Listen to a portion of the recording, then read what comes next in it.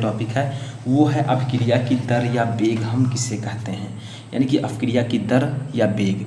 इसे इंग्लिश में हम लोग कहते हैं रेट ऑफ रिएक्शन, अगर वेग कहें तो वेलोसिटी ऑफ रिएक्शन, ठीक है। या आप कह सकते हैं रेट और वेलोसिटी ऑफ रिएक्शन। तो देखिए क्या होता है, तो अपक्रिया की वेग का जो डेफिनेशन होता है वो इस प्रकार से है। इकाई समय में किसी भी अभिकारक, ठीक है, या उत्पाद की सांद्रता में होने वाला परिवर्तन को रासायनिक अपक्रिया की दर या वेग कहते हैं।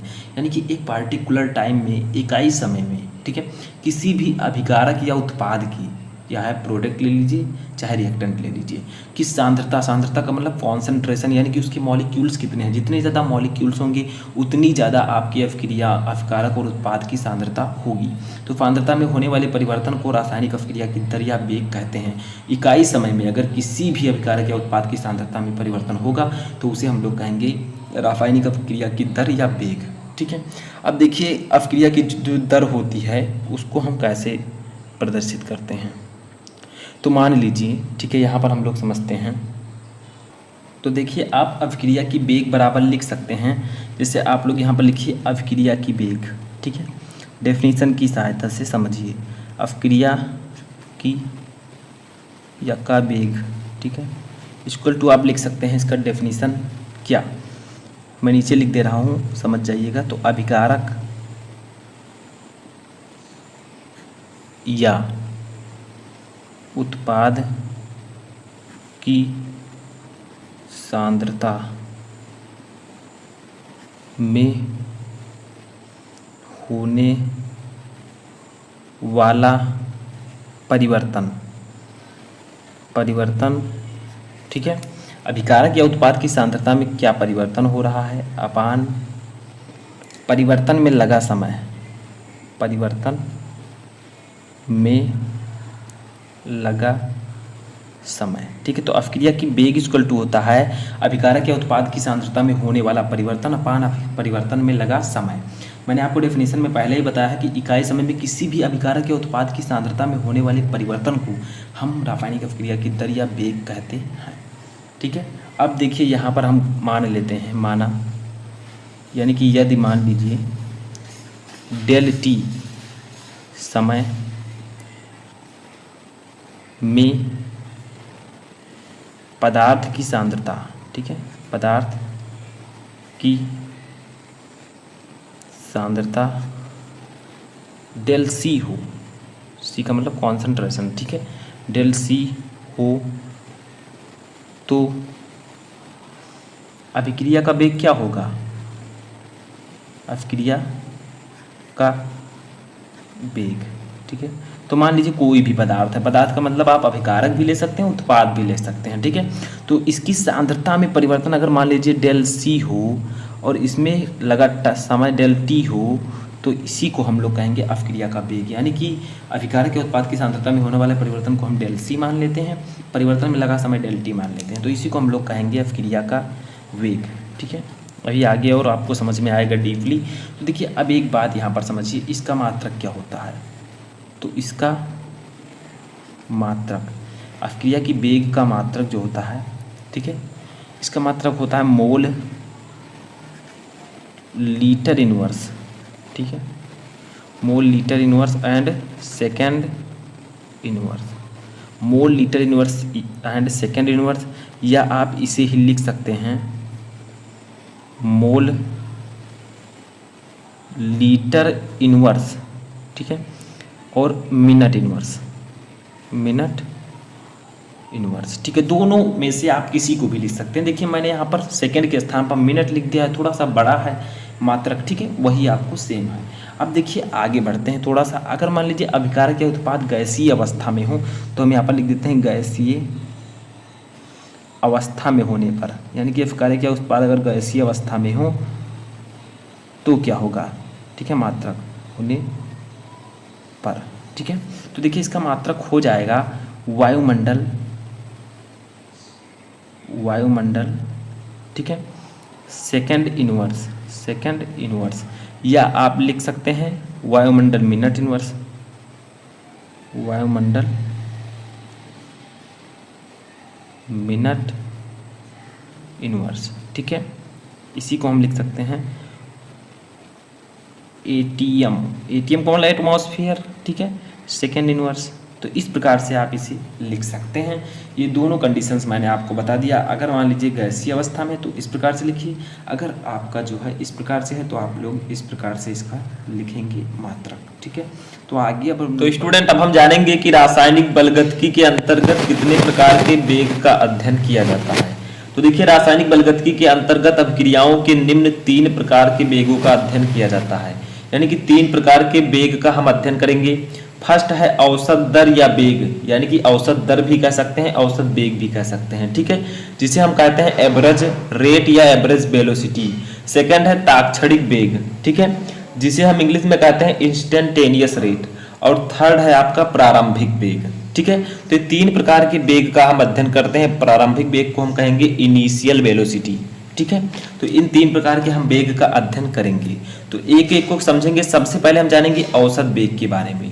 तो देखिए औसत वेग जो है आपका, ये किसी निश्चित, इसका डेफिनेशन पहले समझते हैं, किसी निश्चित समय अंतराल डेल्टा टी में अभिकारक की सांद्रता में हुए परिवर्तन डेल सी की दर को अभिक्रिया का औसत वेग कहते हैं। यानी कि किसी निश्चित समय अंतराल में अभिकारक की सांद्रता में हुए परिवर्तन को हम अभिक्रिया का औसत वेग कहते हैं, ठीक है। इसे हम डिनोट करते हैं RAV से, कुछ इस प्रकार से, ठीक है, RAV यानी कि एवरेज रेट, ठीक है, इससे हम प्रदर्शित करते हैं। अब देखिए इसका फार्मूला क्या होगा, तो इसके फार्मूले को हम कैसे समझें, ठीक है। तो देखिए इसका फार्मूला जो आपका होगा वो हो जाएगा, जैसे 2 प्रकार से आप निकाल सकते हैं। एक अभिकारक के लिए, अभिकारक के लिए, ठीक है, यानी कि अभिकारक और उत्पाद 2 प्रकार के होते हैं। अभिक्रिया मतलब अभिक्रिया में 2 लोग प्रतिभाग करते हैं, एक अभिकारक और एक उत्पाद। तो अभिकारक के लिए हम निकालना चाहें तो RAV यानी कि एवरेज रेट जो हो जाएगा वो आपका हो जाएगा माइनस डेल R, ठीक है, minus del active mass of R upon del T, ठीक है। यानी कि अभिकारक के लिए हमने यहाँ पर निगेटिव क्यों लिया, क्योंकि जब अभिक्रिया होगी तो अभिकारक की सांद्रता में कमी आएगी और उत्पाद की सांद्रता में अधिकता होगी। तो अभिकारक की सांद्रता में कमी आने के कारण हमने यहाँ पर ऋणात्मक लिया है। तो आप कह सकते हैं यहाँ ऋणात्मक चिन्ह समय के साथ क्रियाकारक या अभिकारक की सांद्रता में कमी को दर्शाता है, ठीक है। तो यहाँ पर हम इसे minus delta active mass of R upon delta T लिखेंगे, ठीक है। इसे आप एक प्रकार से और लिख सकते हैं, वो लिख सकते हैं माइनस, ठीक है, active mass of R2 minus active mass of R1, ठीक है, एंड अपान, ठीक है, T2 माइनस T1। अब आपको यही ध्यान में रखना है कि ये माइनस में रहेगा, ठीक है, जो अभिकारक के लिए अगर हम निकालेंगे।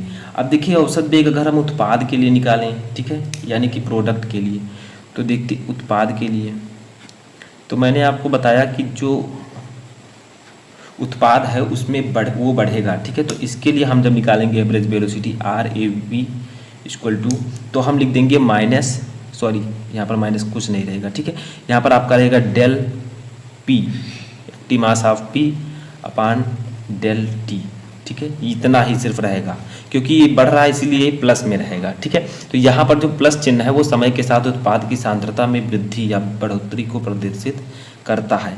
यहाँ पर भी हम उसी प्रकार से लिख सकते हैं P2 माइनस P1, ठीक है, अपान T2 माइनस T1, ठीक है। तो ये आपका हो जाएगा अभिकारक के लिए और उत्पाद के लिए औसत वेग। तो औसत वेग को आप समझ गए होंगे पूरी तरह कि किसी निश्चित समय अंतराल डेल टी में अभिकारक की सांद्रता में हुए परिवर्तन को की दर को अभिक्रिया का औसत वेग कहते हैं। इसे हम RAV से डिनोट करते हैं, ठीक है। इसके बाद में हमारा जो दूसरा वेग है वो है ताक्षणिक वेग। तो देखिए ताक्षणिक वेग क्या होता है, ठीक है। तो ताक्षणिक वेग को समझने के लिए इसके डेफिनेशन को पहले समझते हैं। तो ताक्षणिक वेग जो होता है वो किसी निश्चित समय या क्षण, ठीक है, वहाँ पर क्या था किसी निश्चित समय अंतराल, यहाँ पर है किसी निश्चित समय या क्षण, इसे इंग्लिश में कहते हैं इंस्टेंटेनियस वेलोसिटी। तो देखिए किसी निश्चित समय या क्षण पर अभिकारक या उत्पाद की सांद्रता में होने वाले परिवर्तन की दर को उस अभिक्रिया का ताक्षणिक वेग कहते हैं। यहाँ पर कोई छोटा सा समय यानी कि बहुत कम समय या क्षण भर का समय हमें लेना है, ठीक है, वहाँ पर हमने समय अंतराल लिया था। तो यहाँ पर आपको एक बात ध्यान रखना है सूत्र लिखते समय, वो क्या है, ठीक है, तो उसको समझ लेते हैं। तो देखिए यहाँ पर चूंकि ताक्षणिक वेग के निर्धारण के लिए हम इसको सबसे पहले समझ लेते हैं, इसे हम किससे डिनोट करते हैं, तो इसे हम डिनोट करते हैं RINST यानी कि इंस्टेंटेनियस रेट से प्रदर्शित करते हैं। ठीक है, प्रदर्शित करते हैं। ठीक है, तो देखिए अब यहाँ पर चूंकि ताक्षणिक वेग के निर्धारण के समय जो है डेल टी का मान बहुत कम होता है, तो यहाँ पर हम सिर्फ डेल टी के स्थान पर डी टी लेंगे, क्योंकि जो है डेल टी समय बहुत कम होता है ताक्षणिक क्षण भर का समय, तो इसीलिए हम डेल टी के स्थान पर यहाँ पर डी टी लिखेंगे। बाकी लगभग आपको फार्मूला यही मिलेगा, अतः इसका मान जो है डेल के स्थान पर हम डी को व्यक्त करते हैं। ठीक है, अब देखिए इसके लिए हम निकाल लेते हैं क्या, अभिकारक के लिए अगर निकालें, अभिकारक के लिए ताक्षणिक वेग, ठीक है, ताक्षणिक वेग, तो आपका क्या हो जाएगा। ठीक है, तो उसको समझते हैं। तो देखिए यहाँ पर आपका हो जाएगा RINST equal to minus D, वहाँ पर क्या था, डेल्टा था। ठीक है, D active mass R upon dt। ठीक है, इस प्रकार से होगा। अगर हम यही उत्पाद के लिए देखें तो उत्पाद यानी कि प्रोडक्ट के लिए, तो उत्पाद के लिए आपका ये हो जाएगा RINST। ठीक है, यानी कि इंस्टेंटेनियस वेलोसिटी, तो ये आपका हो जाएगा dP/dt। ठीक है, ये हो जाएगा, ये प्लस में रहेगा, मैंने आपको बताया है। अब यहाँ पर अगर देखा जाए तो R क्या है, R है अभिकारक की सांद्रता, तो हम साइड में लिख सकते हैं R क्या है और P क्या है। ठीक है, तो R है आपका अभिकारकों की सांद्रता, अभिकारकों की सांद्रता यानी कि कॉन्सेंट्रेशन ऑफ रिएक्टेंट। ठीक है, ये है आपका उत्पादों की सांद्रता, उत्पादों की सांद्रता। ठीक है, तो ये आपका है ताक्षणिक वेग। ताक्षणिक वेग और औसत वेग में सिर्फ इतना ही अंतर है, क्योंकि ताक्षणिक वेग जो होता है, अगर आपको ताक्षणिक वेग जो है इसको ये लगभग औसत वेग के बराबर होता है, बस यहाँ पर क्या होता है डेल टी इक्वल टू आपको डी टी लेना होता है, क्योंकि डेल टी इक्वल टू जो है 0 यहाँ पर माना जाता है, तो डी टी आपका यहाँ पर हो जाएगा। ठीक है, तो इस प्रकार से आप इसे लिख सकते हैं इसके फार्मूले को। इसके बाद में हमारा लास्ट जो वेग है वो देखते हैं। तो देखिए हमारा लास्ट वेग है प्रारंभिक वेग। प्रारंभिक वेग जैसे हम इंग्लिश में कहते हैं इनिशियल रेट। ठीक है, तो ये क्या होता है, प्रारंभ में t बराबर 0 समय पर किसी अवक्रिया का वेग प्रारंभिक वेग कहलाता है। यानी कि t बराबर 0 समय ले जब अवक्रिया शुरू ही नहीं हुई है तब जो वेग होता है उसी को हम कहते हैं प्रारंभिक वेग। ठीक है, बहुत ही सिंपल है। ये आपका तीनों वेग कंप्लीट हो गया। अगला हमारा टॉपिक है, तो देखिए स्टूडेंट, जो हमारा अगला टॉपिक है वो है अभिक्रिया की वेग को प्रभावित करने वाले कारक। यानी कि ऐसे कौन कौन से कारक हैं जो अभिक्रिया की वेग को प्रभावित करते हैं। तो 3 कारक मैं आपको बताऊंगा, एक अभिकारकों की सांद्रता, एक ताप और एक दाब, यानी कि concentration of reactant, pressure and temperature. तो देखिए अभिक्रिया के वेग को प्रभावित करने वाले कारक निम्न है। नंबर 1 है अभिकारकों की सांद्रता। अभिकारकों की सांद्रता अगर आप इसमें वृद्धि करते हैं तो अभिक्रिया का वेग बढ़ जाएगा। ठीक है, अगर कमी करते हैं तो घट जाएगा। तो अभिकारकों की सांद्रता में वृद्धि करने पर अभिक्रिया का वेग बढ़ जाता है, क्योंकि जब आप अभिकारकों की सांद्रता में वृद्धि करेंगे तो उसमें मॉलिक्यूल्स की वृद्धि होगी जो आपस में ज़्यादा से ज़्यादा टकराएंगे और उसके कारण जो है वेग बढ़ जाएगा। यही रीज़न लगभग इसका भी है। ताप जो है टेम्परेचर, ताप बढ़ाने पर भी अभिक्रिया के वेग में वृद्धि होती है, क्योंकि जो मॉलिक्यूल्स होते हैं अगर आप ताप कम करते हैं तो देखते होंगे वो बहुत स्लो मोशन में रहते हैं। जैसे ही आप ताप बढ़ाते हैं मॉलिक्यूल्स बहुत जल्दी जो है टकराते हैं। जैसे आप पानी को ले लीजिए, जब आप पानी में कम ताप पर उसे गर्म करते हैं तो स्लो उबलता है, जब आप तेज़ी से गर्म करते हैं तो बहुत तेज़ी से उबलता है, तो उसके मॉलिक्यूल जो है बहुत तेज़ी से टकराते हैं, जिससे अभिक्रिया का वेग बढ़ जाता है। ठीक है, थर्ड आपका आता है दाब। दाब बढ़ाने पर भी अभिक्रिया के वेग में वृद्धि होती है। यानी कि जैसे ही आप टेम्परेचर बढ़ाएंगे, मान लीजिए ये एक टब है, इसमें भी कुछ मॉलिक्यूल्स हैं। ठीक है, ऊपर से आपने ये दाब लगा दिया और नीचे आ रहे हैं मॉलिक्यूल और भी इकट्ठा हो गए, तो आपस में बहुत ज़्यादा टकराएंगे जिससे अभिक्रिया का वेग बढ़